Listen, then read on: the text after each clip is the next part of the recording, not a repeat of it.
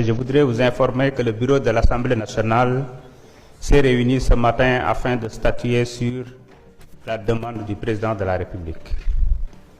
Par lettre datée du 7 mai 2026, le président de la République a saisi l'Assemblée nationale d'une demande de seconde lecture de la loi modifiant la loi numéro 2021-35 du 23 juillet 2021 portant code électoral, notamment ses articles 29 et 30.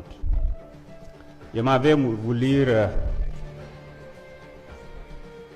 le texte. Monsieur le Président,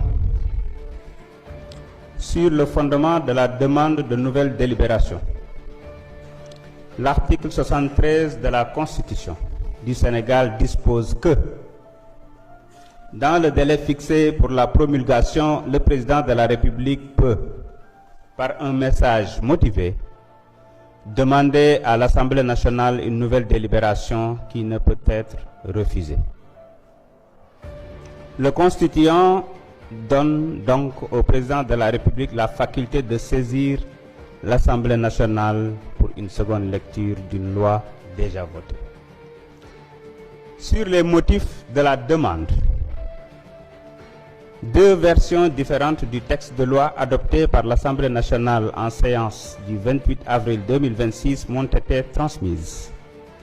Je note par ailleurs que le sujet des deux versions du texte s'est aussi invité dans la presse par la voix de certains députés.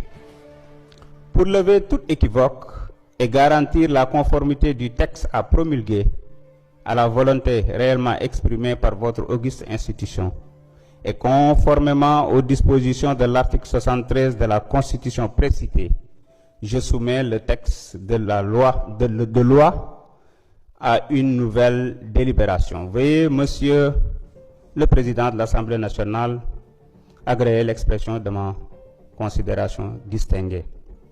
Pièce jointe, les deux versions.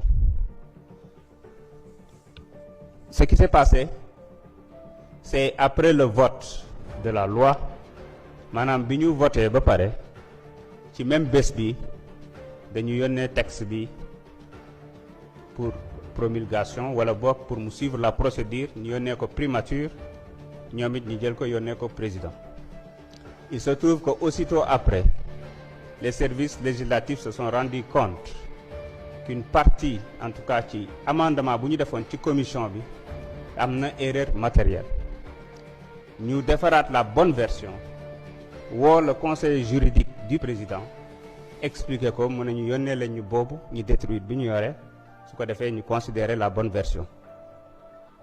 Ce qui a été fait, donc ñu yónnee ko. Moi personnellement j'en ai discuté avec le président ba mu reconnaître ko ne mu ngi xaar version boobu ñëw. Donc loolu mooy li nga xamante ne nii xew na ci. yamuñu ci woowaat nañu ministre conseil juridique parce que genre erreur yooyu yàgg na am ñoom dañuy envoyé ay projet de loi wala ay décret yoo xamante ne nii dañu koy xool gis ay erreur matérielle ñu contacter leen corriger def la bonne information wala parfois sax ñu def ay amendement gis ngeen fi loi bu fi ñëw def une quarantaine d'amendements. Donc c'est dans l'ordre normal des choses. Et ce qui a été retenu, c'est de considérer la bonne version, d'autant plus que benn bordereau d'envoi là à la même date. Mais ce qu'on a noté, c'est que daa tenir compte ci deux versions yëpp et ci base boobu la waxee ne day def demander seconde lecture. Seconde lecture nag mën na ko demander selon l'article 73, mais dama koy lire mu leer. Dans le délai fixé pour la promulgation, le président de la République peut, par un message motivé, demander à l'Assemblée nationale une nouvelle délibération qui ne peut être refusée.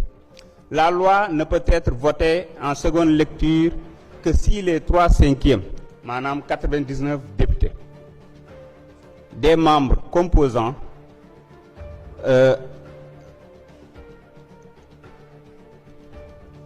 l'Assemblée nationale se sont prononcés en faveur.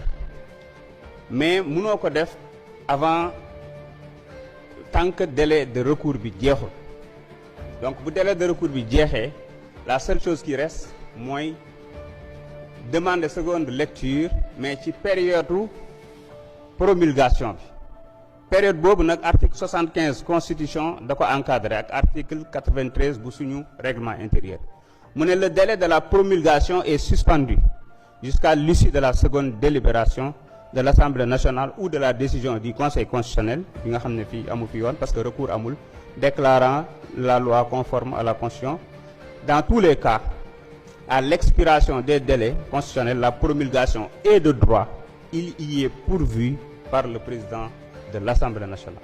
kon li ci am mooy bu li jeexee tey ci ngoon conférence des présidents dinañ réunir fixer le calendrier de travail ñu jàllale ko commission voter ko en plénière delloo loi bi et comme procédure d'urgence la au lieu de 8 jours c'était 4 jours te dañ ko suspendre donc dans la même semaine la promulgation va passer loolu je tenais à vous faire cette précision.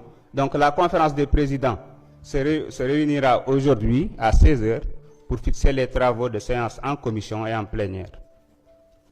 L'ordre du jour étant épuisé, je propose donc à l'Assemblée